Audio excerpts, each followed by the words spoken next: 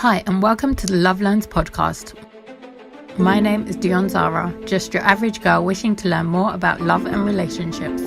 As a young girl, I always dreamt about my wedding day, and to be fair, I still do sometimes. With many couples around me, I quickly came to realize love isn't as straightforward as the movies make out. So I thought I'd have conversations with couples who made it past happily ever after to learn more about love. And when I say love, I don't mean like the movies and fairy tales, but I mean LOVE, learning to be open, vulnerable, and empathetic. So if you're ready to learn, unlearn, and discover love through couples, you're in the right place. Hi, and welcome to another episode of Love Learns. This week we have Kendra and John with us, and they're going to give us a bit about their story. Hi, Kendra. Hi, John. How are you guys? Yeah, we're good, thank you. Doing well. Yeah, we are. Yeah. Amazing. So let's introduce you guys. So give us a bit about yourselves and who you are as individuals. Yeah, so my name's John. My job, I'm sort of like a media developer at my church. Three things I love probably is football, I love drumming, and also I'm really into YouTube at the moment. So like I'm quite obsessed with YouTube at the moment. So there's sort of three things to sum me up. Dion, thank you for having us on here. My name is Kendra, married to this amazing man, John Riley, so Kendra Riley. What do I do? So I'm a social care support worker at Brookside Adolescence Unit, which is a mental health unit. And the things that I love doing, I love like hanging out with people. I love singing. I love running, and just having a good time, really. Amazing. So as you guys know, this is Love Learns. We talk about love, relationship, marriage, and I would love to hear you guys' story, how you met, and we can go from there. So how did you guys meet? Yeah, so I mean, we've both been going to the same church for quite a while, but Kendra's a few years older than me, so when we were in church together, we weren't really in the same social or friendship group, really. But we knew of each other, and we started sort of serving on the youth team together, the worship team together, and we sort of knew of each other, and we were friendly in a way. And then Kendra sort of runs a charity organisation called Love to Love, where she tries to teach young girls to like love God and love others. And she was looking for someone to do like her website and her video side of things. And then, I stepped up and I was like, I don't mind helping out and stuff like that. We just sort of started hanging professionally at first. And I know sometimes with first dates or hanging with the opposite sex, sometimes it can be awkward. Sometimes there can be like a bit of division and stuff like that. But it just felt, even on a professional standard, it just felt natural and fun and stuff like that. And we went out to like a park and we filmed and different bits. And it was purely professional, but that's where I sort of properly started liking her and stuff like that. Then we started talking a bit more, developed into a friendship and stuff like that. Is there anything you want to add before I continue? I was gonna say, like, because we've explained this before, right? So it can be a bit hard when you're like in church or certain community settings, when all eyes are on you. When you're with the opposite sex, or like something could potentially happen, or like people think something could potentially happen, so they're like, in your face about it. But because it started off being like a professional, type of friendship, and we went out, we just enjoyed each other's company. But that was a thing. I was like, oh my gosh, what are people gonna say? So it was good to hang out outside of, church, just as friends, and Then we text a bit more. And then we sort of tried to stop texting for a bit, just to like, because maybe it was getting a bit too serious. We didn't know what each other wanted, and stuff like that. And then I couldn't handle it, so I just texted her, sort of tried to use a couple of Bible verses to try and sweet talk her. Maybe that's not the best advice, but I mean, maybe it worked. So, it did. But she didn't quite get it and understand it. So she was basically like, just tell me how you feel, and then I told her. And then we went on our first date that week, asked her to be my girlfriends, and then we got married, we got engaged and married. And now we're here. So that's the story. Yeah. Wow. So you guys were like seeing each other quite often then. If you're in the same church, it's probably every week, isn't it? Yeah. Multiple times a week. Yeah. Wow. And were you initially attracted to each other initially, or was it just kind of flourished? Yeah, do you want to go, babe? I mean, for me, I've always thought she was beautiful. I think, it's weird in church sometimes because, you see, sometimes people get excited when there's a relationship, so you try and hide it, and then sometimes it gets blown out of proportion, and you say, oh, that person's nice, and they're like, oh, you're going to end up with her and stuff like that. So sometimes I think, especially in such a close thing when you're seeing someone every week, sometimes it gets blown out of proportion. So I sort of just tried to keep that between me and a friend. But then when we started hanging a bit more, it started developing into like I actually like her as a person as well. Yeah. So for me, it was funny because I think I was around John at times, and there was different moments where I was probably like flirting unconscious, like without realizing. But and there was just something about him because he was like quite quiet and just kept to himself. But I just noticed, like, I think a thing that stood out for me was his heart with serving and just wanting to help. And so, like, that's what I saw one time, and I'd be like, why are you being shy? Or like, that just really, caught my attention, as well as serving and stuff. So just as a friend anyway, I was just like, and then I guess when we went out, when you like started doing the whole recording and stuff, the fact that he was so up for helping me out too, that was something that caught, like, God was doing something during all of that, of how I was just like, so I think it was growing, as we went along. And I actually thought it grew too fast, where I was like, no, just as John said, I was like, no, I think we should like stop talking because we're constantly talking. And you see, sometimes you can wear your heart on your sleeve, and I can be like that. So I was like, I don't want to rush into this emotionally too.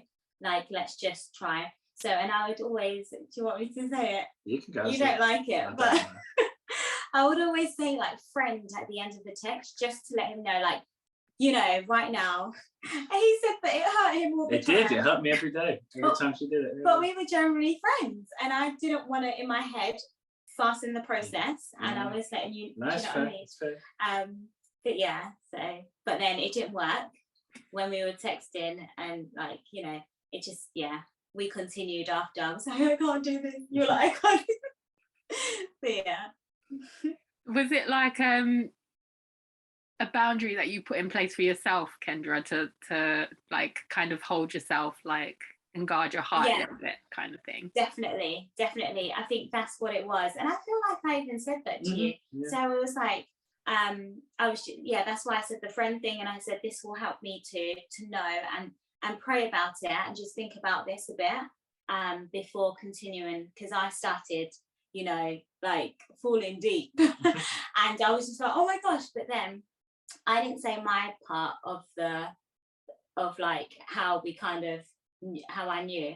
Well, basically it was a bit different, where a year before, I'm a dreamer, so like I feel like I get some dreams sometimes. I know we can speak about that right on this. So I had a dream a year and a half before, and like as you do, you're like thinking, oh God, I wasn't with anyone for 4 years. I was in a relationship before, and then 4 years I was like, no, God, I'm just going to focus, serve, help those around me, just love you, Jesus, right? And then I had this dream because someone else came along, and I was like, oh, they're the person, blah, blah, blah. And it was weird because it was how church was now, like our church is now, but our church got rebuilt. And I didn't know how it would look like at the time, but in the dream, it's how it looked. So it looked like an auction place. Then this guy that I couldn't see who his face was, but he was a tall white guy, which kind of looks like John now, walked into this place. No, I walked into like the building, which was church, that didn't look like our church then.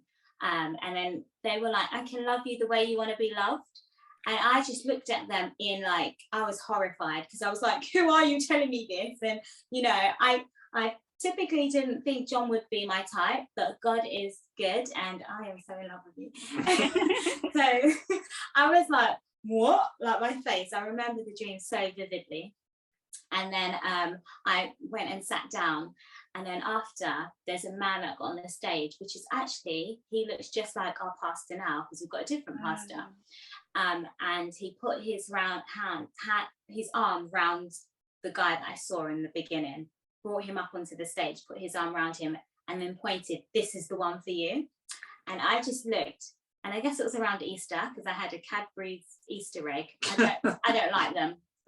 But bear in mind, we got our registry done in April, which was around Easter. Anyway, so so I saw it, and then I saw the person point at me, and then I just looked and was like, and then I woke up and I was like, okay, God, you're trying to tell me, don't worry, it will be so, like, you know, you would know when the person comes. So yeah, so when fast forward 1.5 years later, when I'm texting John, we're talking, he says something in the text that was similar to what was in the dream, and I sat on my bed and just burst out crying and thought, God, you're saying it, like, just, you're saying I should let go, like, and trust you, because it reminded me straight to that dream back then, and his riddles and Bible verses. So clearly it was so close to what that person had said in the dream that I was just like, right, thank you, Jesus, but I'm also scared.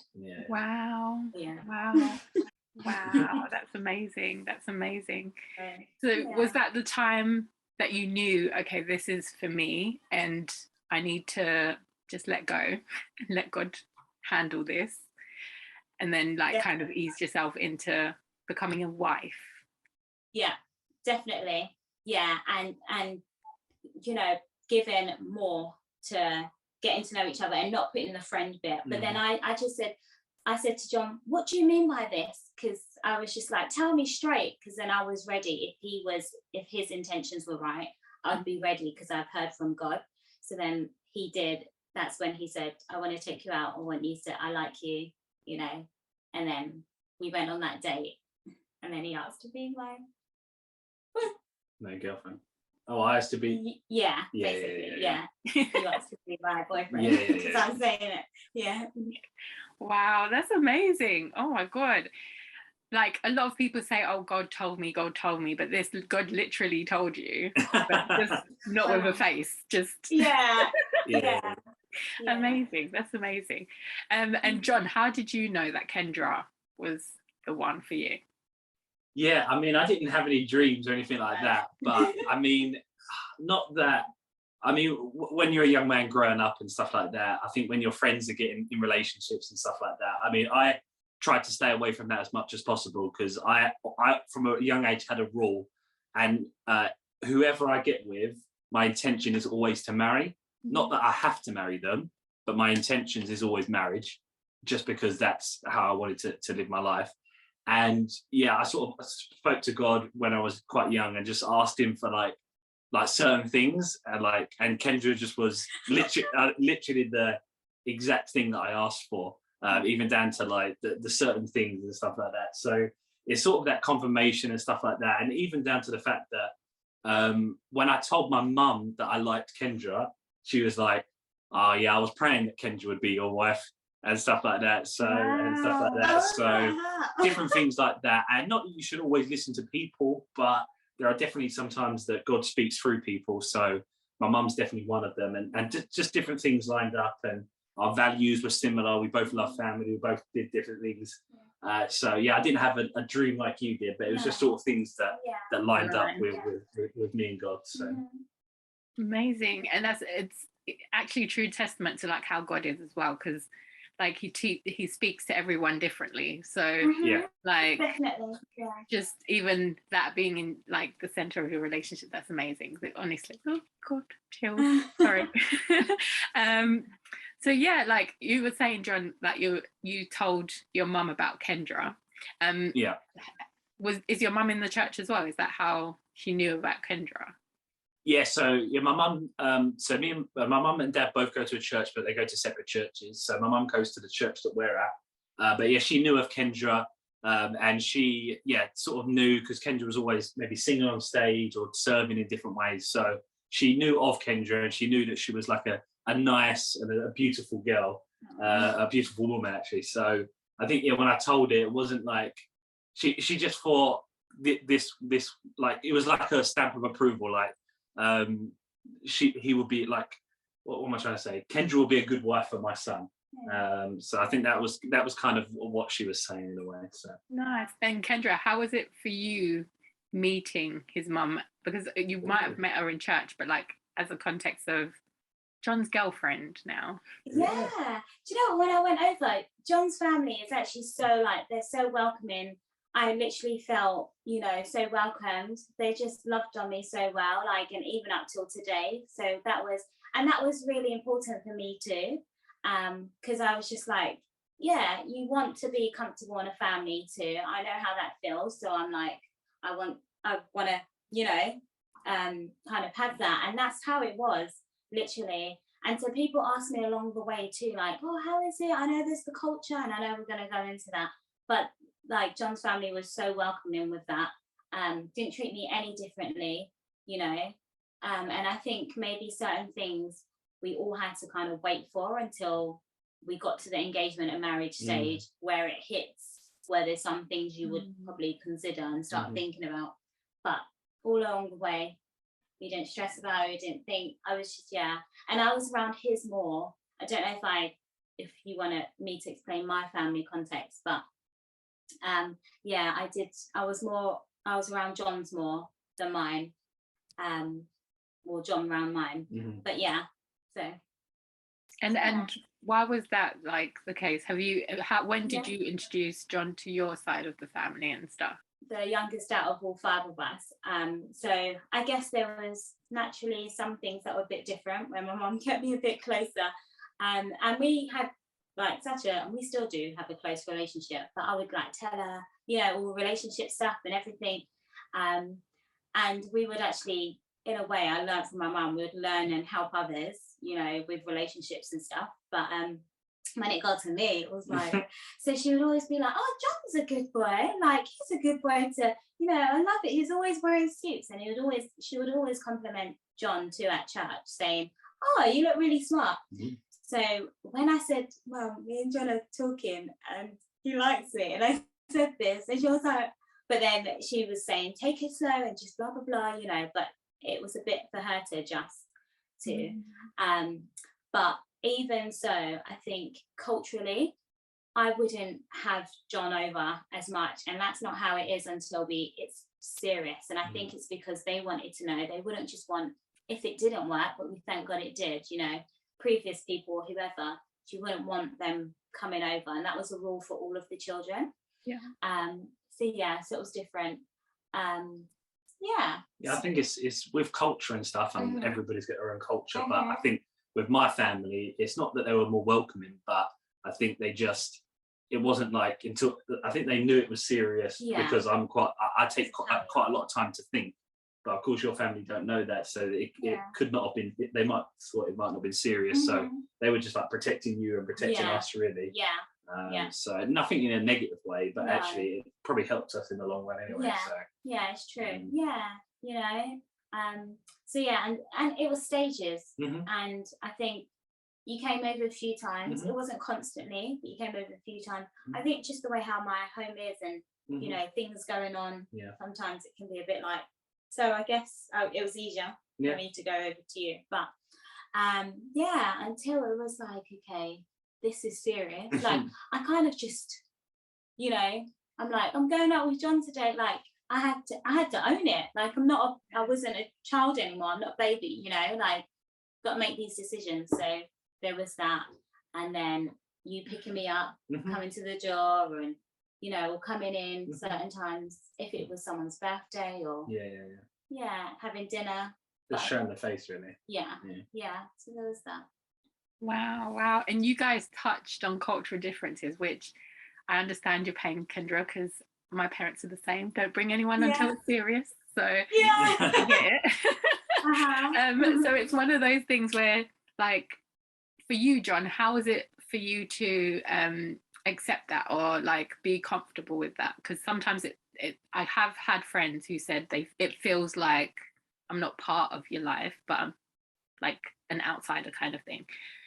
How did you adjust to, or did you just understand what the relationship was between her and her mum? Yeah, no, it's a good question, to be fair. So I think what helped me, and again, I keep coming back to this, but where I'm in a multicultural church, so I'm around every type of African, Caribbean country. So it was sort of, I sort of knew of the culture. Yeah. Of course, every individual family have their own culture as well. But there was a couple of people that I sort of asked. There was someone that was Ghanaian that I worked with, and sort of I asked her a few questions. She just sort of reassured me. It's not that they hate you, or it's not that they don't like you. It's just that it's the culture and it's who they are. And I think at times, I mean, we all go through our low points and stuff like that. At times, I used to even like say, do your family even like me and stuff like that? And I think that was difficult at times, and probably difficult for you a little bit as well. But I sort of just had to trust God. I trusted Kendra as well, because obviously Kendra knows a little bit more about the culture than I do. So yeah, I mean, I'm not going to say it was easy, because it definitely wasn't. There were some difficult times. But I mean, we pushed through it. I prayed about it, asked God to help me, and I sort of just had a peace about different things. And yeah, when we got engaged, there was more cultural stuff that sort of had to happen and stuff like that. But I think I did all right. I took it in my stride. You did really well. Yeah, he did really well. Like, even just learning, you went and asked the aunties in the church, you know, he knew that he had to be like, hi auntie, to win my mum over, or certain things, hi uncle. So, you know, learning those ways of how to do things. And I feel like, just you understood that they're a bit more, I don't know the word, traditional. Yeah. Totally get it. It's like, it's good that you even took the initiative, John, to even like go outside the box and ask questions, because sometimes it can be daunting to be in a completely different like culture, and having to adapt to it as well. So kudos to you for doing that, because that's really good. Thank you. But you guys did have a traditional, which is pretty much I think West African tradition, isn't it? Like when you get married. So could you guys explain what that is and how you guys came about with that? Yeah. Cool. So my family would have liked that, and that's why we did it. We did it more for my parents, because it was during COVID. We could have went straight for the white wedding, you know, but we just was like, okay, you know, it's more cultural thing. Let's do it in honor of my parents. So they paid for it and sorted it out, which was a blessing. But it was, so basically what happens is traditionally, it's like John coming to buy me, basically, and give gifts. And so it's his side of the family giving gifts, and there's a list traditionally of what you would give to my family, so like to the bride's family. And so my mum, because she knows, like my parents, they knew that John didn't know everything, because it's not, you know, the same culture coming together and doing it. So they did help out, which was a blessing. They did. And my mum spoke to John's mum and was like, okay. And I think it's more the cultural environment too. What will your aunties and uncles or other people around think? But that's a traditional mindset too, isn't it? It's when you think about everyone in the community and around you. So it was to really respect them and appreciate culture too. Like in a way, we enjoyed it, we loved it, and we weren't as stressed about it. So it was good. Like, and why not? You know, John's moves were like we practiced that. And it was good. It was a good time. So, and we did it. It was like we repeated our engagement in a way. And then he gave me the ring again, and then it was in front of family. So we didn't and then all our friends came after because of the COVID situation. So they popped in and said hi. Yeah, no, it was an interesting and eye-opening thing, I think. So I sort of said to them, like, just whatever you want to do, we'll do. And yeah, it was a because I've been to different traditionals. I've been to some Nigerian, some Ghanaian, but yeah, this was, when it's your own thing, it's completely different. And yeah, I mean, I had the full attire. I looked good. I'm not gonna lie. And there was a throne, and I was sitting on I was comfortable up there. Imagine. Then we had to do the dancing. That's not my forte, but you just got to do it. And yeah, it was good. I literally had no idea what was going to happen. Literally, my family are asking me, "Oh, so what's going to happen?" And I was like, "I have no idea. Let's just go there. Let's just go full in." And to be fair, I honestly hand so much respect to my family, because I mean, it was new for me, but it's also new for them. And they just took it in their stride and stuff like that. So I do owe a lot of respect to especially my parents as well, because sometimes, well, especially them, they haven't really grown up with that kind of culture as much as my siblings have. But they took it on their stride. They had the outfits as well. They looked good. So, and to be fair, I was a bit not optimistic. I was a bit like, what is the point of this? Like, why do we need to do this? But when we were doing it, I just thought this was good. Like, it was just a cultural kind of respect thing. And I think it's honor, isn't it? It was honoring the parents, honoring the people around as well. And I actually loved it. So yeah, it was good fun. Amazing. When you guys were doing the prep for the traditional, did you ever notice any like differences that in cultures that you might want to leave behind in tradition, or things that you wanted to do to take into your lives together? Yeah, it's a good question, to be fair. Go on, Jeff. I think there's nothing that I want to leave behind. I think we'll definitely, we did say, we'll give a choice to our children. I can't remember if we actually said that, but I think along the way, because we were like, do we have a choice? So I think that's what we would want to do in future, give a choice to our children, whether they want to do a tradition or not. But I think I still like cook jollof rice and different things, like still embrace culture in our relationship. So I want to continue that. I don't feel like I'll just give more of a choice. I think we also want to respect your heritage and your family's heritage by telling our future kids about that you are like this as well, and there's the option of things like that. But I think I wouldn't want to say we'd remove anything, because there's nothing we'd remove from my stuff. It's sort of just half and half becoming one. So again, probably in the build up, I was like, oh, why are we doing this? We're never doing this ever again. But literally, when I say I was there, it was so nice. It was funny. They did some funny things and stuff. So I don't think we'd scrap anything or remove anything. I think it's just the beauty of mixed cultures and interracial dating as well. And embracing it, isn't it? It can be a bit of a headache organising, but I guess we didn't have to do it too much. But so it was fun. Awesome. And if you could give tips to someone who's in an interracial couple that is going to do a traditional, what kind of tips would you give them? I mean, I've got a couple, to be fair. Research, like I said, I was even looking online, but then what I found with just especially Ghana, but maybe other African countries as well, but literally, like, you could be in the top of Ghana and it's different from the bottom of Ghana, which is different from the west of Ghana, which is different from the east of Ghana, the different regions. So I thought, no, research isn't going to help.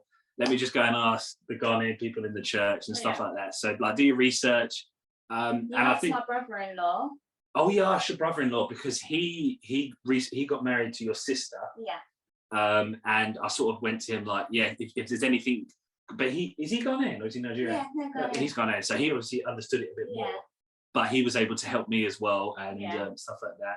And also just that being intentional as well. I think Kendra's parents, especially your mum, valued when I asked her things or when I called her up and was like, okay, can you just tell me a little bit about what I need to do with the Bible, what I need to do with the ring, and stuff like that. So it's just that being intentional and showing them that you care, and I think it's also showing that you value them and you as well. So it's about being intentional. I think that would be my tip. No, that's so good, babe. Any That's tips? cool. Oh, I'm just like, any tips? I think, yeah, just work together. Like, work together. Don't go against each other, or like be like, no, but this is my family, and you know, kind of like get each other on board with it. You know, I think that's what we had to do, and just be like, right, and then try and minimize the stress as much as possible. However, you can, I think, yeah, and take breaks. It goes the same as the white wedding too, but just when prepping stuff like that, and you know, take breaks, do it for a bit, research. Yeah. I hope that makes sense. No, it makes perfect sense. It makes perfect sense. But, when you guys talk, you talk about a lot about community and people around you guys. And how have you found yourselves like adding or gaining from community? Yeah, I mean, community is massive, to be fair, and I think there's the proverb. I mean, is it a sort of proverb that says it takes a village to raise a kid, right? A child, yeah. But it's just, I think it takes a village to raise anyone, to be fair. I mean, and keep going and stuff. So, I mean, community. I mean, if I hadn't gone to a multicultural church, I mean, first of all, we would have met. Yeah. I probably never would have had the even thought of marrying another kind of race or anything like that, and then it would have been probably even too hard to even try and mix cultures and stuff like that. So I think if it wasn't for the community that we're in and that we were learning from and growing from and stuff like that, and just understanding the different cultures and differences that Nigerians have to Ghanaians to Ugandans to Kenyans and stuff like that, it sort of just helped me in the long run and stuff like that. So I think we sort of owe it all to community, otherwise I don't know where we'd be, or if we'd even know each other or anything like that. So, yeah, it's so true. I think I've been around a lot of white British people too. Like, I know some people can have groups, they're groups that they can stick with, but I think church has allowed me to mix with, you know, white people, with Asian people, with black people, everyone, and kind of have the same mindset. Yeah, that's good. But the same mindset with everyone, and I think that's helped me at work. It's helped me in our relationship. It's helped, you know, and I value it, and I'm so thankful for it. It opens up your mind to kind of be like, hey, you can love everyone, isn't it? And treat everyone the same. So yeah. Amazing. So now we're going to go back to you guys as individuals. What have you guys learned about yourselves in since being married? Oh, big question. What have I learned about myself? Okay. I've actually, so some positives I've learned about myself is I'm actually a decent cook. Yeah. Like, growing up, honestly, my mum, and this is embarrassing, even up to until I moved out, my mum literally did everything for me. I'm talking like washing my clothes, cleaning. I mean, sometimes I clean my room, but she basically did it as well, cooking and stuff like that. So, I mean, I sort of, I had to learn how to do those kind of things for myself, and I never cooked really, and I just started cooking, and I kind of enjoyed it and was pretty good at it. So that's what I've learned about myself. I think I've also learned that I'm quite patient. Yeah. And not because you're an annoying person at all. I'm not saying that, but annoying. Wow.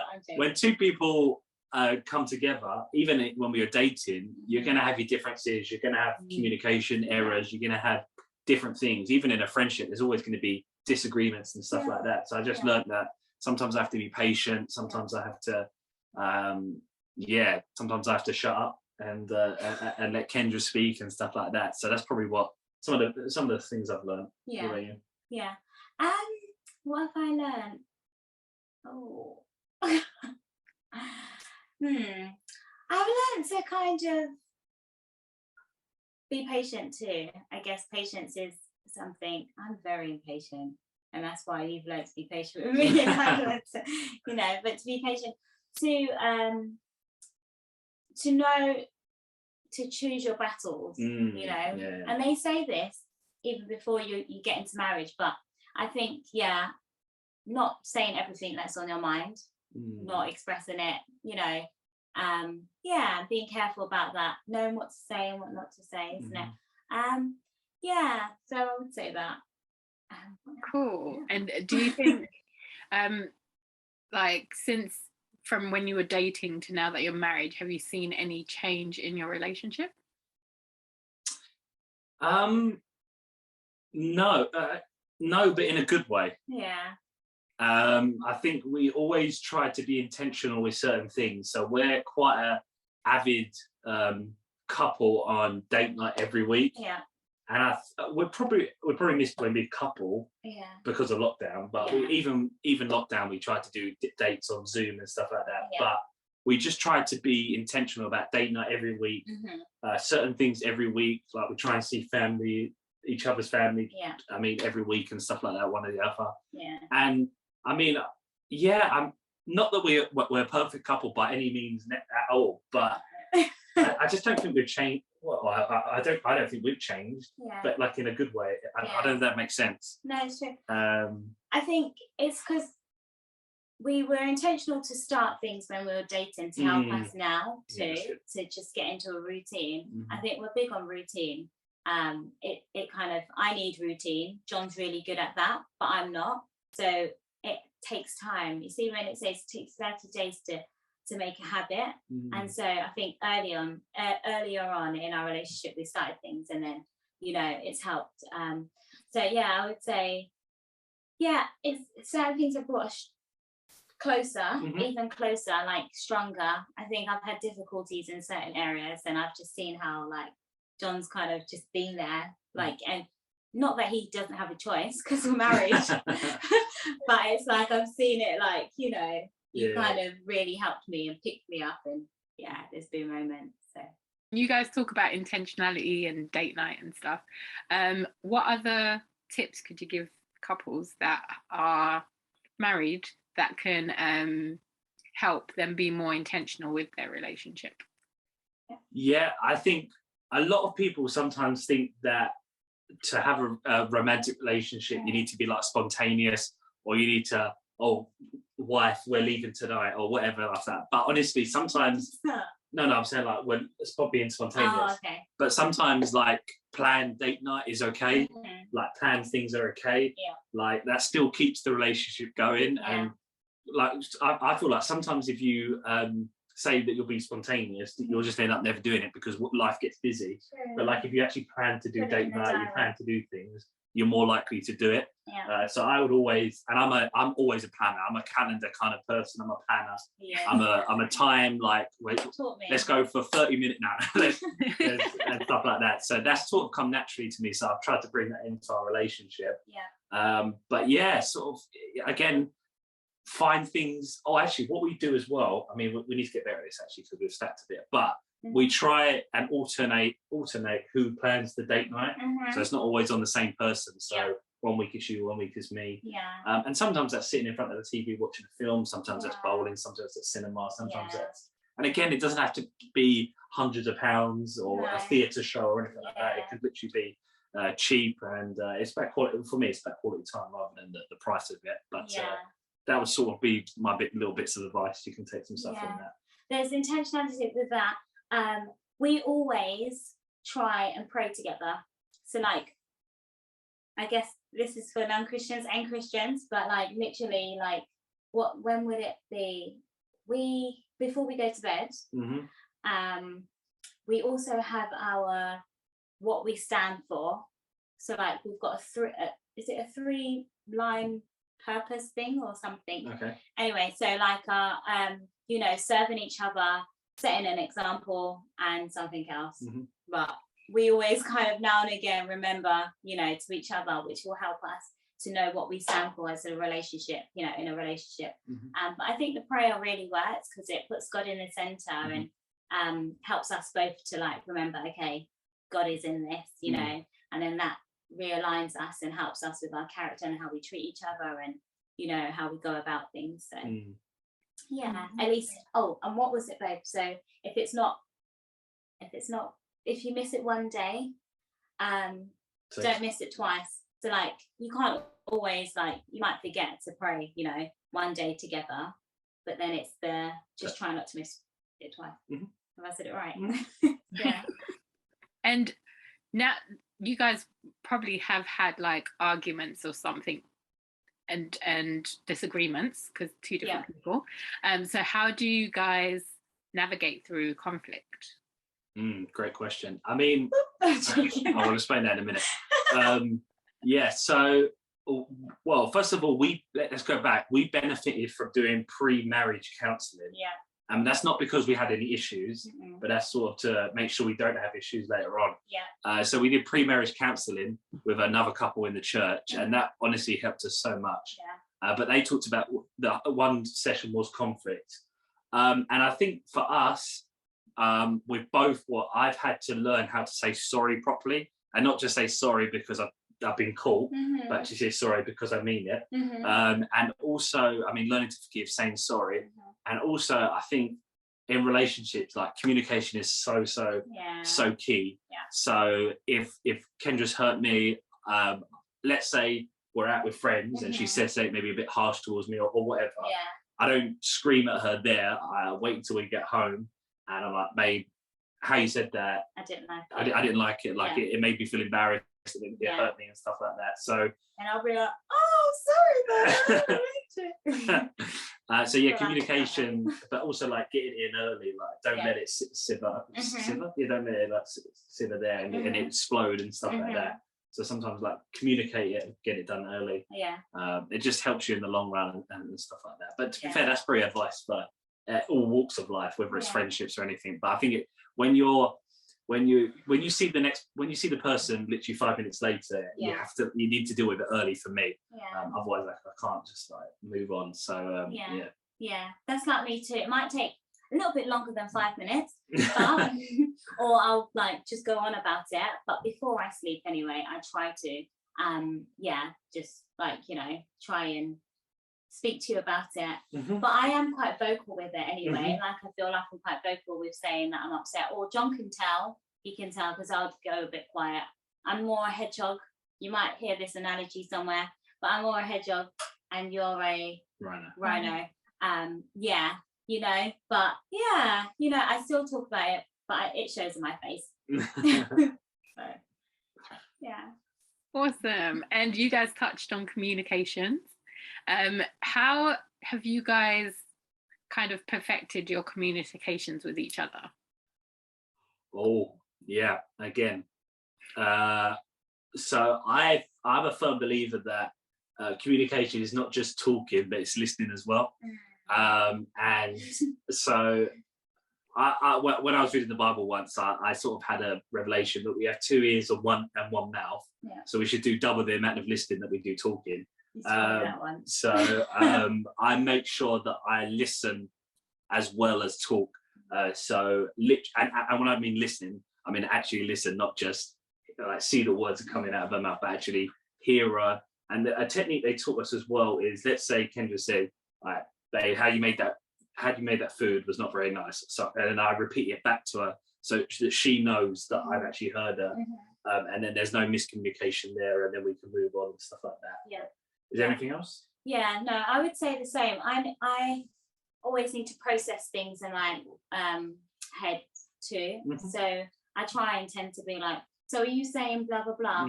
But then apart from that, I think communication is key anyway. With that I think that's just how I am. Like, I'm like, tell me, communicate with me, otherwise I'm not gonna know, you know. So, and understanding how the other person communicates. Yeah. So I've had to learn that even if Kendra's saying stuff, she might not always mean that that's the final answer. So if I'm saying it, that's because I've had an hour of processing it in my brain, and this is what we're doing. But Kendra will verbally discuss it basically with yourself. Yeah. But then there's times where I'm like, no, but we've already discussed this. But then she's just sort of like verbally discussing it out. So just understanding how each other communicates as well is quite key as well. Or I give options, but I'm just discussing it. That's not the final answer. So John shouldn't get annoyed by that because that's not what I'm saying we should do. So we find that a lot where we're like, I'm like, babe, remember, I'm just saying it. It's not the final answer.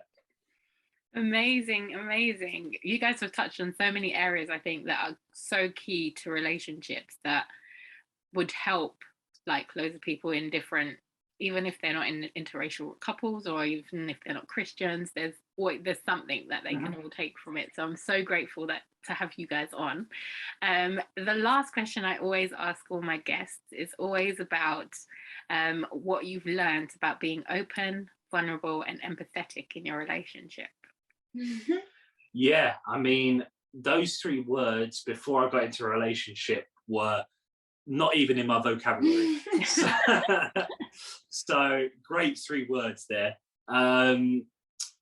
Yeah, what have I learned about it? I mean, it's honestly so key because I mean, in any sort of relationship, like if you want the other person to understand you, you need to do those 3 things really. If you want the other person to, if you want to get closer to each other, you need those 3 things. I think it's quite key to any kind of relationship, but especially a marriage and dating and stuff like that. So I mean, being vulnerable, again, like I said, it was difficult for me, but that's why I had to try and get it done early, and just because growing up in my family, it wasn't the kind of culture that we grew up in. So it's difficult sometimes, but I want Kendra to love me the best way that she can, and I want to love her the best way that I can. So being open, being vulnerable helps that, and none of us want to get hurt or end up in messy situations. And if you do those 3 things, then you're on your way to having a successful marriage and a long marriage as well. So that's what I've had to learn how to do it, but also seeing the benefit of those 3 things as well. And I would say that it definitely brings you closer together. Like, I think every time that we are vulnerable, it's just, helped us to be stronger together, where something might come in our way and it's like, no, we've been through this, we've been vulnerable with each other, we know our weaknesses, we know, which brings us together because we understand, and I feel like that really helps. And I can easily be like, I don't need no man, I got this, do you know what I mean? Like, of course not. That's why I've now decided we're married. But before then, when we're dating, I could have said that, along the way, or still put up my guard a lot. But I feel like just being vulnerable has helped us, and you appreciate that too, because you're like, oh babe, I actually like it when you cry. I know that sounds weird. No, I didn't say that. I did not say that. You always say this. I'm like, no, I didn't. No, but I know what you mean, isn't it? Like, do you want to explain that? No, it's not I like it you cry, but I just like it that you feel comfortable enough to share things and open with it. Not right. No, I know.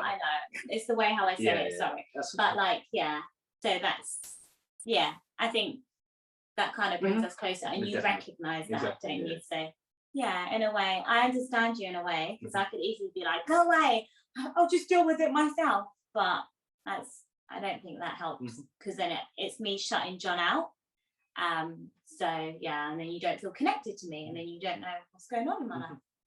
So, Amazing. And I think even from when you were dating, John, you were quite vulnerable in even asking other people what to do and stuff like that. Because I think sometimes we just think vulnerability can just be in a relationship. I think even having it open to other people to say, I don't know what I'm doing, kind of get that like feedback from someone else is also very helpful. So I think vulnerability is key in all relationships, not just in romantic relationships. So thank you so much, guys, for sharing.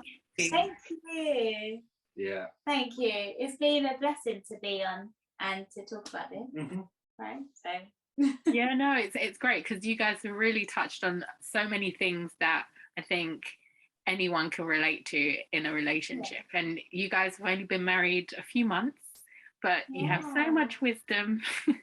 Oh, thank you. It's 8 months, isn't it? 8 months. 8 months. Wow. Oh, so beautiful. But thank you so much for sharing. Thank you, Dion. Oh, and we will speak soon. No, before we go, you guys do have a YouTube channel, so this is your plug now. You can. Hey, sweet. Yeah. So we talk about relationships and stuff like that, and we try and be as honest as possible. I don't want to do too much of a spiel, but yeah, Life with John and Kendra. Search it YouTube. Subscribe and all that kind of stuff, and also subscribe to this channel. Because we watched a couple and we loved them, so we did. You're doing a fantastic job, so well done. Amazing. Thank you so much, guys. And guys, I'll put all the links and everything in their bio, and also on Instagram. Could they find you on Instagram as well? Yep, official John Riley. And what are you now? I'm still at Kendra Addison, because it can't. Well, I don't know if it can change, but we all know I'm really Riley. You're a Riley now. Yeah. Awesome. Thank you so much for coming on, guys.